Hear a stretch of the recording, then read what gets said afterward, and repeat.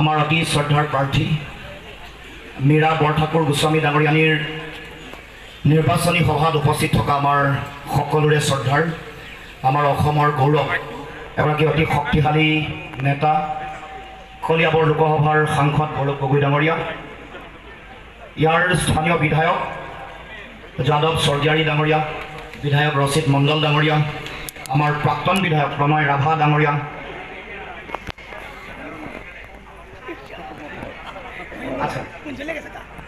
ৰচিদ আলম,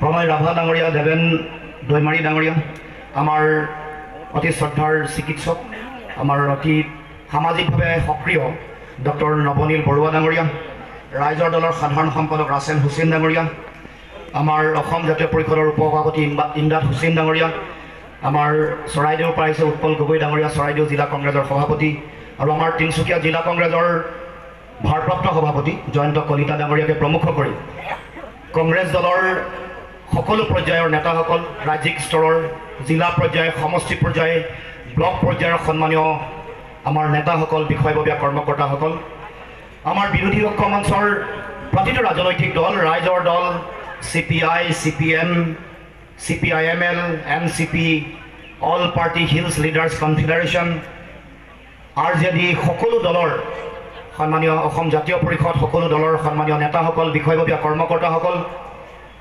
উপস্থিত, এই দুধনৈ অঞ্চল তথা বৃহত্তৰ গোৱালপাৰাৰ বিভিন্ন প্ৰান্তৰ পৰা আহি সমবেত হোৱা আমাৰ অতি শ্ৰদ্ধাৰ জ্যেষ্ঠ ব্যক্তিসকল, সন্মানীয় আই মাতৃ, আমাৰ যুৱ বন্ধুসকল, বিভিন্ন অনুষ্ঠান প্ৰতিষ্ঠান দল সংগঠনৰ সন্মানীয় বিষয়ববীয়া কৰ্মকৰ্তাসকল, অতি শ্ৰদ্ধাৰ সাংবাদিক বন্ধুসকল, উপস্থিত শ্ৰদ্ধাৰ ৰাইজ, মই সকলোলৈকে মোৰ তৰফৰ পৰা শ্ৰদ্ধা জ্ঞাপন কৰিছোঁ। দেৰিকৈ হ'লেও সকলোকে বিহুৰ ওলগ জনাইছোঁ। ইয়াত উপস্থিত আমাৰ অতি শ্ৰদ্ধাৰ আই মাতৃ, পিতৃতুল্য জ্যেষ্ঠ ব্যক্তি, সন্মানীয় শিক্ষাগুৰু সকলোকে মই এই বিহুৰ বতৰত সেৱা জনাইছোঁ, প্ৰণিপাত জনাইছোঁ আৰু আপোনালোকৰ পৰা আশীৰ্বাদ বিচাৰিছোঁ। অসম আৰু অসমৰ মানুহৰ সুৰক্ষিত ভৱিষ্যতৰ কাৰণে যাতে সদায় যুঁজি থাকিব পাৰোঁ। আমাৰ মাটি ভেটি, আমাৰ ভাষা কৃষ্টি সংস্কৃতি, আমাৰ অধিকাৰ, আমাৰ জাতি জনগোষ্ঠীসমূহৰ সম অধিকাৰৰ কাৰণে যাতে এগৰাকী জাতীয় সৈনিক হিচাপে সদায় কাম কৰি থাকিব পাৰোঁ, যুঁজি থাকিব পাৰোঁ, তাৰ কাৰণে সকলোৰে আশীৰ্বাদ মই প্ৰথমে কামনা কৰিছোঁ। এতিয়া 2024 চনৰ লোকসভা নিৰ্বাচনৰ বতৰ, অসমত দুটা স্তৰ, দুটা পৰ্যায় শেষ হ'ল, দুটা ফেজ ইতিমধ্যে শেষ হৈছে। ইতিমধ্যে গৌৰৱ গগৈ ডাঙৰীয়াই কৈছে যে এইবাৰ ৰাইজৰ জনতাৰ যি চুনামী, এই চুনামীত আমাৰ BJP টচ নচ হোৱা এটা পৰিৱেশ সৃষ্টি হৈছে। যোৰহাট, ডিব্ৰুগড়, আজি নগাঁও, কৰিমগঞ্জ, এইবোৰ ঠাইত ৰাইজৰ যি জনসমুদ্ৰ দেখিছে, জনতাৰ যি চুনামী দেখিছে, এই চুনামীত এবাৰ BJP একদম হিলি গৈছে। BJP টচ নচ হোৱা পৰিৱেশ আমি সকলোৱে দেখিছোঁ। গতিকে তৃতীয় পৰ্যায়ৰ নিৰ্বাচনৰ প্ৰচাৰলৈ আহিছোঁ। মোৰ দৃঢ় বিশ্বাস গুৱাহাটী লোকসভাৰ ৰাইজেও এগৰাকী উপযুক্ত প্ৰাৰ্থীক দিল্লীলৈ পঠিয়াব। আমি সকলোৱে জানো মীৰা বৰঠাকুৰ গোস্বামী ডাঙৰীয়ানী, মীৰা বৰঠাকুৰ ডাঙৰীয়ানী নিৰ্বাচনৰ এই ৰাজনৈতিক গণ্ডিৰ পৰিসৰৰ মাজত থকাৰ মাজতে উপৰিও নিজৰ এটা সুকীয়া পৰিচয় আছে।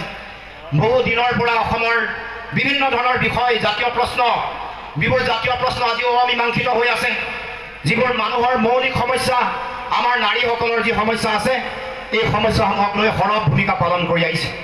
গতিকে আমি উপযুক্ত প্ৰাৰ্থীক আমি দিল্লীলৈ পঠাব লাগিব। আমি অত দিনে আমি নিমাতী কন্যা পঠাই আমি দায়িত্ব সামৰিছোঁ। আমাৰ ৰাইজে এনেকুৱা কিছুমান প্ৰাৰ্থী, এনেকুৱা কিছুমান ব্যক্তিক দিল্লীলৈ প্ৰেৰণ কৰিছে, সেইসকল ব্যক্তিয়ে 5টা বছৰত 2টা, 3টা বা 4টা প্ৰশ্ন কৰিবলৈও সমৰ্থ হোৱা নাই, বা এটাও প্ৰশ্ন অসমৰ হকে, অসমৰ মানুহৰ হকে, অসমীয়া জাতি সত্তাৰ হকে, আমাৰ ভাষা কৃষ্টি সংস্কৃতি, আমাৰ অধিকাৰৰ হকে এটাও প্ৰশ্ন উত্থাপন কৰিবলৈ তেওঁলোক সক্ষম হোৱা নাই। গতিকে আমি ভাল উপযুক্ত ব্যক্তি, যি ব্যক্তিয়ে আমাৰ হৈ মাত মাতিব পাৰে, যি ব্যক্তিয়ে আমাৰ হৈ যুঁজিব পাৰে, তেনেকুৱা ব্যক্তিক আমি দিল্লীলৈ প্ৰেৰণ কৰিব খুজিছোঁ। আৰু মই ভাবোঁ যে গুৱাহাটী লোকসভাৰ ৰাইজেও এই কথা সকলোৱে ভাবি চোৱা দৰকাৰ, বুজা দৰকাৰ। নহ'লে আমাৰ গুৱাহাটীৰ ৰাইজৰ সমস্যাৰ সমাধানটো নহ'বই।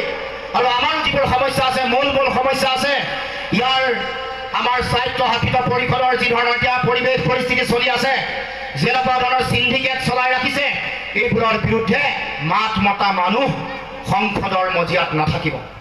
গতিকে মই আহ্বান জনাইছোঁ সকলোৱে যাতে আমাৰ মীৰা বৰঠাকুৰ ডাঙৰীয়ানীক সকলোৱে আশীৰ্বাদ দিয়ে। মই আজি আপোনালোকৰ ওচৰলৈ আহি মোৰ এটা পুৰণা কথা মনত পৰিছে, নষ্টালজি কৈছোঁ। এইখন দুধনৈৰ খেলপথাৰ, য'ত 2015 চনত সদৌ অসম ছাত্ৰ সন্থাৰ কেন্দ্ৰীয় সমিতিৰ অধিৱেশন হৈছিল।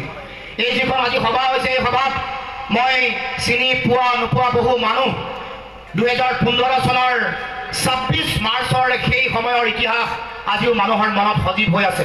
মই 2-4গৰাকী দেখিছোঁ তলৰ পৰা হাত দাঙিছে। 2015 চনৰ 23, 24, 25, 26 মাৰ্চত হোৱা অধিৱেশনত আপোনালোকৰ এই দুধনৈবাসী, গোৱালপাৰাবাসী ৰাইজে মোক সদৌ অসম ছাত্ৰ সন্থাৰ সাধাৰণ সম্পাদকৰ দায়িত্ব অৰ্পণ কৰিছিল। গতিকে দুধনৈবাসী ৰাইজৰ ওচৰত মই চিৰকৃতজ্ঞ। আপোনালোকক মই শ্ৰদ্ধা জনাইছোঁ, নত শিৰে প্ৰণিপাত জনাইছোঁ। আপোনালোকে দিয়া আশীৰ্বাদৰ ফলত, আপোনালোকে যি আস্থা আৰু বিশ্বাস ৰাখিলে, সেই আস্থা আৰু বিশ্বাসৰ ফলশ্ৰুতিতে মই যিবোৰ কথা কৈছিলোঁ, যি আদৰ্শৰ পণ লৈ মই জাতীয় সংগ্ৰামত অৱতীৰ্ণ হৈছিলোঁ, আজিও সেই পণ, সেই আদৰ্শ, সেই দৰ্শন মই লৈ আছোঁ। আৰু সেইকাৰণে ৰাইজক আজিও কওঁ যে মই মোৰ যি বচন দিছিলোঁ, বচন ৰাখিম, প্ৰাণ গ'লেও বচন ইফাল সিফাল নহয়, এই কথা ইতিমধ্যে কৈছোঁ। গতিকে আজি পুনৰ আপোনালোকৰ ওচৰলৈ আহি মই সেই কথাই দোহাৰিছোঁ, মোৰ আদৰ্শ সলনি হোৱা নাই, আদৰ্শ সলনি নহয়। জাতিৰ হৈ যুঁজি আছোঁ, যুঁজি আছিলোঁ, যুঁজি আছোঁ। আহি থাকিব লগা দিনসমূহতো মই জাতিৰ হৈ যুঁজিম, যেতিয়ালৈকে ৰাইজে, মানুহে ন্যায় নাপায়, আমাৰ খিলঞ্জীয়া জাতি জনগোষ্ঠীয়ে যেতিয়ালৈকে ন্যায় নাপায়, তেতিয়ালৈকে মই যুঁজি থাকিম। এই কথা পুনৰ আপোনালোকক দি থৈ গৈছোঁ। এই বিজেপি দলটো অতি সাম্প্ৰদায়িক দল, মিছা কথা কোৱা দল, ঠগ প্ৰবঞ্চনা কৰা দল, অসমৰ মানুহক কাহ জাপি দি জাতিটোক আটাইতকৈ অন্যায় কৰি জাতীয় জীৱনৰ কাৰণে আটাইতকৈ অক্ষমনীয় অপৰাধ কৰা এটা দল। গতিকে এই দলটোক আমি সকলোৱে সন্মিলিতভাৱে উত্তৰ দিব লাগিব, সকলোৱে প্ৰতিশোধ ল'ব লাগিব। ইতিমধ্যে নৱনীল বৰুৱা ডাঙৰীয়াই কৈছে যে এইবাৰ যুঁজখন বিজেপিৰ প্ৰাৰ্থীগৰাকীৰ লগত মীৰা বৰঠাকুৰ ডাঙৰীয়ানীৰ